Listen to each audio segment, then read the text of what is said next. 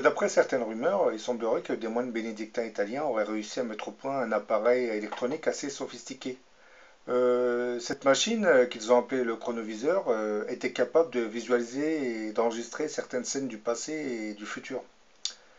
Ben, l'appareil en question est en fait un assemblage de pièces électroniques comprenant un tube cathodique, des cadrans, des leviers et une série d'antennes. Ben, récupérant les ondes rémanentes porteuses des sons et des images, le chronoviseur était constitué en fait de trois éléments. Le premier bloc servait de capteur d'ondes. Ces ondes étaient captées par un réseau d'antennes composé d'alliages comprenant tous les métaux. Le deuxième élément était constitué d'une sorte de sélecteur qui permettait de capturer une cible en restant connecté dessus. C'était grâce à ce sélecteur qu'on pouvait choisir le lieu, l'époque et le personnage à suivre. Et une fois branché sur le personnage historique, le chronoviseur ne le lâchait plus. Bah, le troisième élément qui composait le chronoviseur, c'était l'enregistreur pour filmer. Bah, à l'origine, le père Alfredo Pellegrino Ernetti et le père Gemili ne travaillaient pas dans le but de fabriquer ce genre d'appareil. Bah, ils se livraient en fait à des expériences sur des voies de chant grégorien. Bah, ils essayaient d'en éliminer les harmoniques pour voir s'ils obtiendraient un son pur. Et le père Ernetti, qui était entre autres diplômé en physique atomique, s'interrogea sur le destin de ces harmonies et modulations séparées. Aurait-elle été effacée définitivement de l'enregistrement selon son hypothèse? Les tonalités comprenant les harmonies et modulations devaient probablement continuer à exister d'une façon ou d'une autre ailleurs.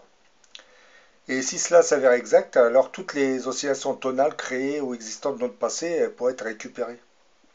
Bah, les ondes, aussi bien visuelles que sonores, ne seraient jamais détruites ni non plus conservées telles quelles. Elles seraient en fait transformées, ce qui rendrait possible un jour de les reconstituer. Le passé, présent et futur, en fait, coexisteraient, non pas maintenant, dans notre temps, mais dans une sorte de zone hors du temps. Si on pouvait atteindre cette zone, on devrait pouvoir retrouver tout le passé et même certaines visions de notre futur. Bah, d'après la théorie développée par le père Arenetti, la lumière et les ondes sonores ne disparaissent pas après avoir été émis, mais en fait se transformeraient en suspension éternelle.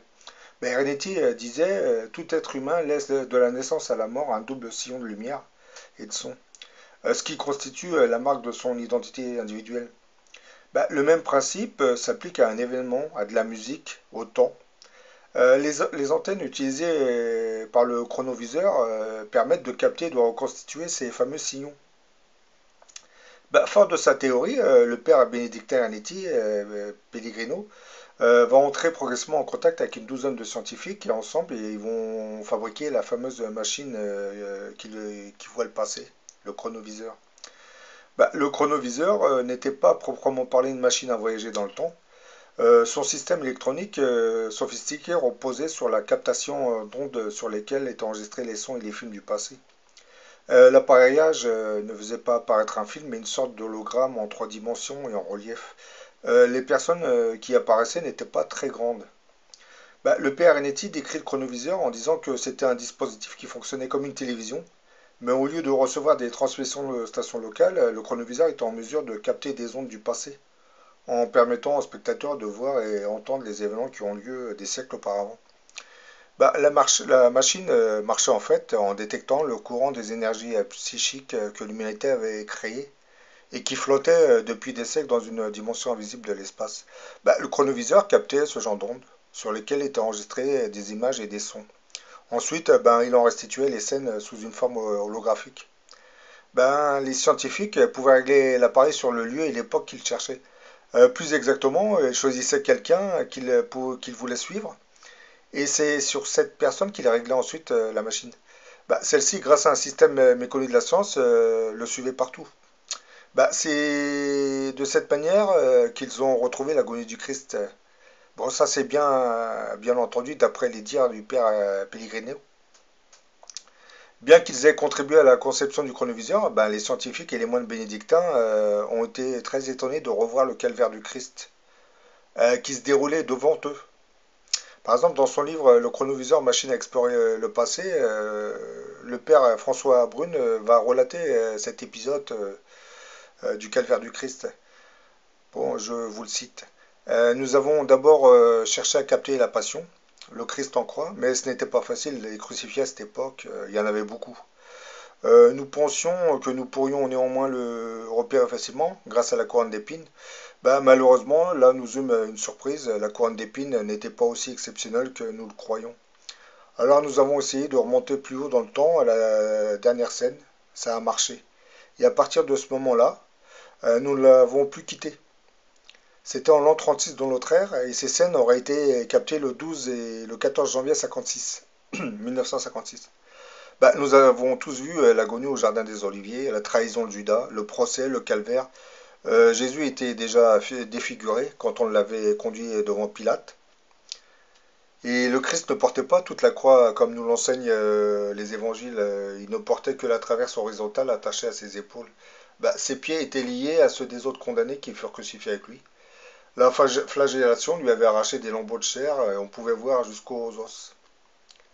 Bah, le père Ernetti, qui était le concepteur du chronoviseur, expliquera que cette invention leur aurait entre autres permis d'assister à la destruction de Sodome et Gomorrhe et bien d'autres événements historiques tels que la fondation de Rome en 753 avant Jésus-Christ. Et je pense que le chronoviseur aussi été, a été aussi branché sur d'autres prophètes et messies tels que Moïse. Parce que d'après les dires du père Pellegrini, ils auraient réussi à revoir certaines scènes et retrouver les 10 lois de la table. Et bon, je pense que ce système, bien que ça fait croire à de la science-fiction, depuis quelques années, vous avez les scientifiques qui font des recherches assez étranges sur la nature des particules. Par exemple, on parle aussi de l'intrication quantique. Vous savez, vous prenez une particule, vous la divisez en deux. Lorsque vous touchez une particule, l'autre qui se trouve à plusieurs kilomètres va ressentir immédiatement les mêmes effets. Déjà, avec ce genre de découverte, je pense que on pourra valider la réalité du chronoviseur parce que pour beaucoup de monde, le chronoviseur, ça n'existe pas. C'est vraiment du cinéma. Et ce qui s'est passé pour le chronoviseur, c'est que il aurait été démonté parce que il peut nous permettre de voir des scènes du passé, mais aussi certaines scènes du futur parce que lorsqu'ils étaient en train de le brancher et faire les réglages, ils seraient tombés sur une scène de cambriolage qui ne s'était pas encore déroulée, mais qui allait se dérouler quelques temps après. Et à partir de cet instant, ben, ceux qui ont créé le chronoviseur commençaient à réfléchir parce que ça devenait très très dangereux. Il ne faudrait pas que cette invention tombe entre les mains d'autres nations parce qu'on pourrait voir le futur de tout le monde. Et bon, le libre arbitre, là, il va disparaître parce qu'on ne peut plus rien faire. Parce que c'est un peu comme le film Minority Report. Vous savez, vous avez des personnages qui font des prémonitions et ils arrivent à voir les crimes avant qu'ils se déroulent. Ben, avec ce système du chronoviseur, on était dans le même principe, voir ce qui se passe dans le futur et on réagit avant. Donc c'est un peu Big Brother. Bon, j'espère que cette vidéo vous a intéressé. Pour ce qui est du chronoviseur, vous pourrez aller sur la toile internet. Je pense qu'il y a beaucoup d'articles qui en parlent. Et à la prochaine pour une autre vidéo.